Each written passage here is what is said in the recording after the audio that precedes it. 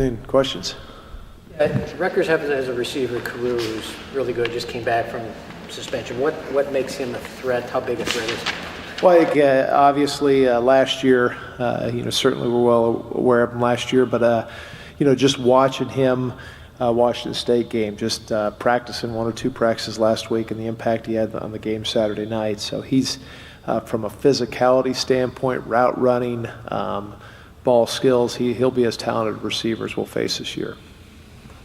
The last few weeks, you've had sort of like a 3-man stack of the linebackers behind the linemen. I'm not exactly sure how to explain it, but what kind of versatility, I guess, has that kind of brought to the way you guys? Well, we a third down week to week, we'll do something. In the last couple of weeks, we've been in some stack formations on third down, and especially the last 3 weeks, we've been very effective on third down. I think we were 80-some% against Ohio State. We were 65% against Penn State. So, we've been pretty productive on third down, and that's where you generally see that formation structure. Is there like a surprise element involved with that, or what makes that so effective? I just think it makes you real multiple in an odd front, and we're an odd front team. We've been a little more even this year, but our odd front is our base and our background, and so it's pretty easy for us to get into that alignment. Something you guys also used last year too, or is this something you maybe more? Last year we did quite a bit of as well. So our guys are used to it. They did it all spring, and that's those are some things that they feel very, very comfortable in. What's gotten into Manchurian Charlotte? Well, I think both of them have been over their careers have been very good edge pass rushers, and I think both of them seniors, played a lot of football, and probably playing their best right now. I think Nick's one of the top sack leaders in the Big Ten, and Zach's close behind. Zach had 2, probably should have had 3 if Hackenberg wasn't such a big guy. I mean, he had him wrapped up, just couldn't get him down on that 3rd sack. Now, there's been 2 straight games where the defense is maybe keeping the team in the game when the offense is struggling. A year and a half into this job now, how have you seen the defense grow?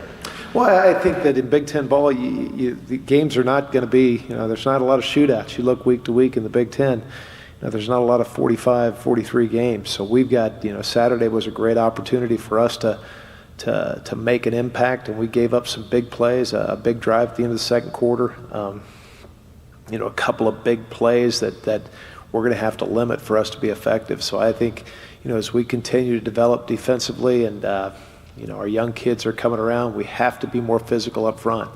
Felt like the previous 4 games we were very physical and out-physicaled our opponent. I feel like on Saturday, Penn State was more physical than we were up front on our front 7, and for us to be effective, we've got to be more physical up front. I feel like you need to clean up the penalties a little bit. They kind of come in opportune times where it really led to some, eventually led to some points. Well, I think early in the season, certainly after the Wake Forest game, and even to a certain extent in our Western Kentucky game, penalties really hurt us. I thought against Ohio State, our guys did a really good job. We had 3 penalties on Saturday, and unfortunately, all 3 of them were very costly. Critical downs. The first one, who knows the landscape, or who knows what happens to that game. If we get the ball on the 25-yard line instead of ball at the midfield, they go down and score. So that to me, that was a big impact on that game, and what Penn State was able to do to us offensively just by the having the lead and us not being able to capitalize on that first opportunity. But penalty-wise, we do have to, and we've tried to obviously impress upon our kids how important tight games, every down counts, and so especially those critical downs, we've got to make sure we correct that. Occasionally giving up big plays that hurt. Coach Wilson talked after the game about seeing some selfishness, and I talked to Marcus Oliver a little bit too, and he said guys want to make plays, guys end up not being gap sound. They'll make a spin or try to be ultra aggressive, and we end up not having anybody in the gap and 2 guys in the same gap. Is that kind of what you're seeing on some of those big plays? Some of them. I think a couple now they didn't get out, but they ended up being big plays, 20, 30-yard runs that The guy spins out of his gap to make a play, and we want our guys, there's a fine line between our guys up front being aggressive, being physical, and getting penetration, but I think defensive football, you have to be gap control, gap conscious, and the more we can do that by still playing physical and getting penetration, I think the better we're going to be. Tyler Green was out there a little bit more than we've seen him on Saturday. What have you seen out of him? And might we see more of him with Devontae? Well, I think you'll see more of them. I think as you go along, just every team, you're going to have injuries. You're going to need depth, special teams. Whether it's offensive side, if we have some injury, we're going to need depth in skill positions. Guys like Tyler Green, Jameel Cook, guys that are going to be huge impacts on special teams, have to keep stepping up. And Tyler was in there at some critical situations on Saturday. So, hopefully down the stretch, he's a guy that can not only provide depth on defense, but obviously special teams. What do you like out of his game? Obviously, I think his length obviously is really good. If you have a corner 6'2", a lot of times those guys, we're facing the Big Ten, you're facing some big receivers. This core receivers, you got a 6'5" receiver, 6'2" receiver. So to be able to have a big DB that can go up and compete for balls is something we, and all of our young guys, Jonathan Crawford, 6'2", Andre Brown, 6 foot. So to have bigger, longer players in the secondary is going to help us. Do you anticipate working in Chris Covington a little more over the coming weeks? Chris came back and played and did some good things. And he's a guy we've always, even when we recruited him out of high school, is a guy we really envisioned as being a Sam backer, long outside backer, and it was good to see him out there and it started to feel more comfortable.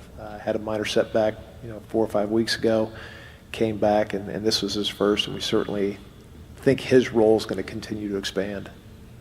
One guy that Penn State tested deep repeatedly who answered the call pretty well was Fan. Talk about Fansky, how he's coming. He did, and I think Richard's a great competitor, and what I was impressed, Richard was our co-defensive player of the game, which was Zach Shaw, and what he did from a physical standpoint, down the ball a couple times when they got out. And so by far he's our fastest guy on defense, so he's a guy that could chase down some of these speed guys if a ball does pop in the open field. And I think we knew they would test us. Everybody's going to test you with deep balls because stopping the run is very important, and he'll get tested this week. But is it really important for Fan to have a good?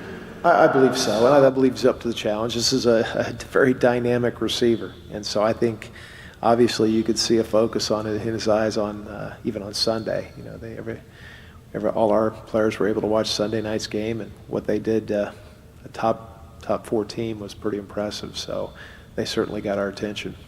Do you expect Fan to match up with Caruso? I think he will at times.